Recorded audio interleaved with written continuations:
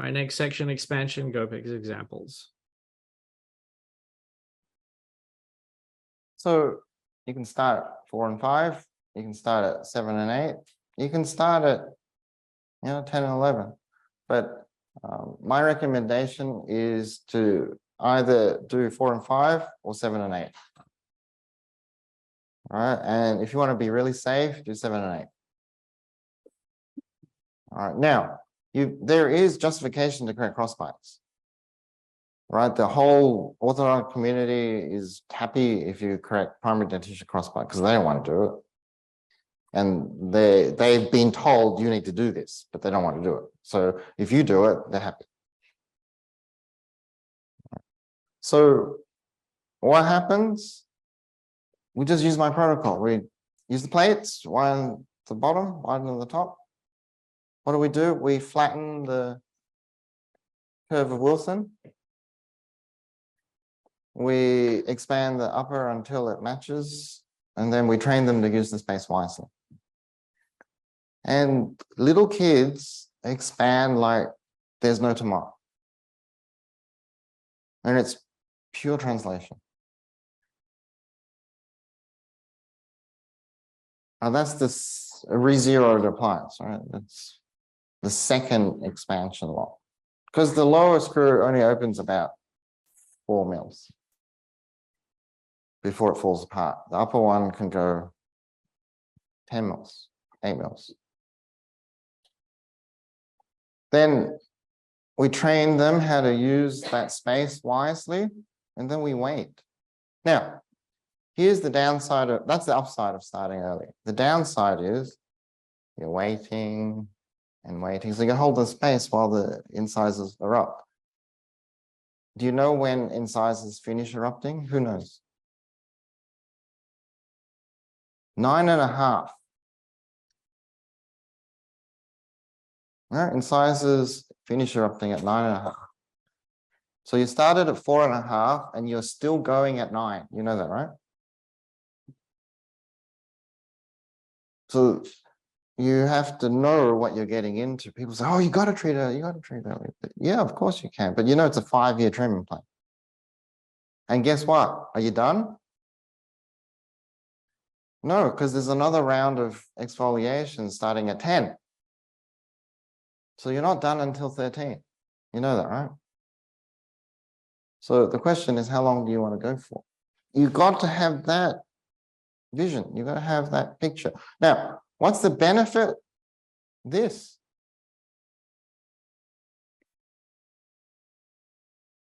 That's the benefit.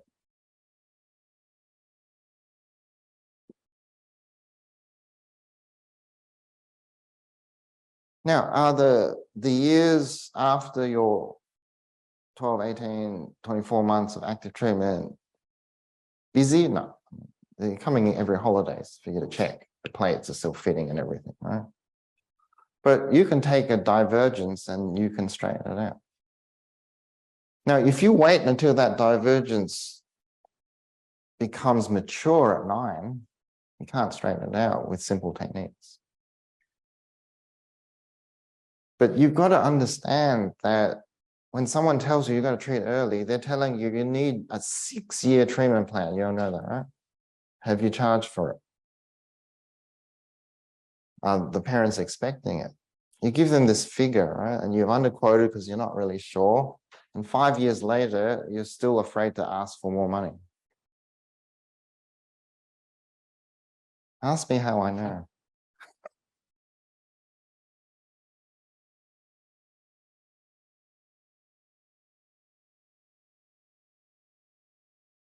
Every point of their life should be perfect or something's wrong. Right? It's not like, oh, they're terrible at this point in their life and then they get better. You know, the ugly duckling phase, that's not real. They should be perfect every point in their life if they expect to be perfect at maturity. There's no catch up. There is a discrepancy in skeletal base. All right? Everyone is born class 2. All right, there is a 2-degree improvement in A and B in normal growth. You know that, right? Normal growth, everyone gets a 2-degree improvement if you're a forward rotator. Now, if none of this makes any sense to you, you should not be doing early intervention. But I teach all this. This is why orthodontists look down at us, because we actually have no idea what we're doing.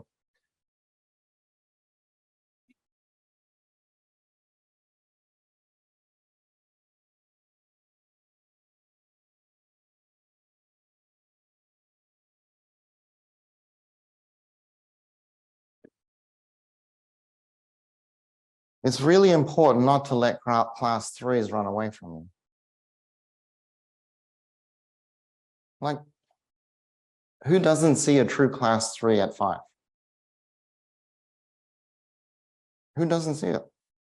It's there. True class 3s, by the time the permanent incisors are, by the time that all the primary incisors are erupted, they're in class 3 already.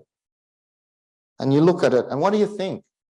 Like, what do you actually think when a 5-year comes in and there's a class 3? What are your thoughts? Now, one says surgery. One's thinking maybe they'll grow out of it. And one will think, I'm just a dentist, dude. Why are you asking me this? I'm just looking for holes. No, like, right? Did this just happen between 7 and 7.25? It's been there for 4 years.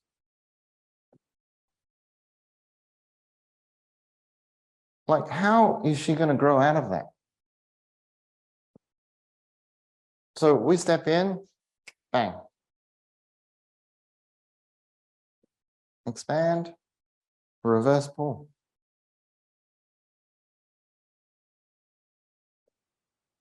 Like, how are the incisors going to fit?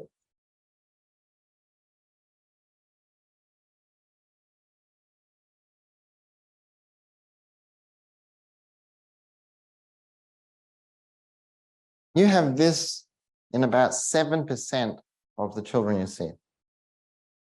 If you're in Asia, it's 15%. But here in Australia, about 7% of the kids that you see with malocclusion, and luckily only 60-odd% of children have malocclusion. And you'll be seeing them from about 4, like that.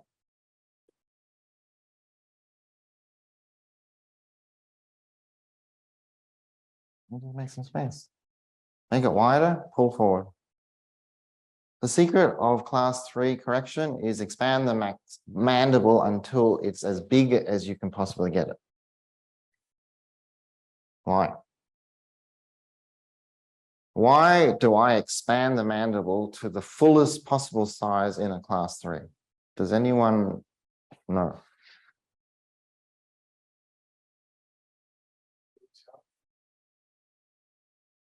Yes?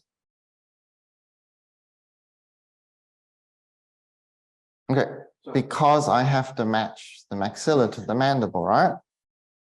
And if I don't unravel the mandible, when I finish the maxilla, do I pat myself on the shoulder? Yes, I do. And then when they hit 13, I'm thinking, my God, there's crowding on the lower. And the maxilla is set in stone. So what do? How do I fix crowding in a class 3 on the lower? By extraction, right? But if I'm perfectly sized on the lower and I'm still growing on the maxilla, I just keep going until I've made the maxilla big enough. So I know now that's how big do I go with the maxilla? I make it big enough to go over a perfect mandible. Why does all this early intervention fail? They take the maxilla and they make it just big enough over the crowded mandible. And then that's what you have. Well, that's what you have for the rest of their life, right? It's just enough over a little itty bitty crowded mandible.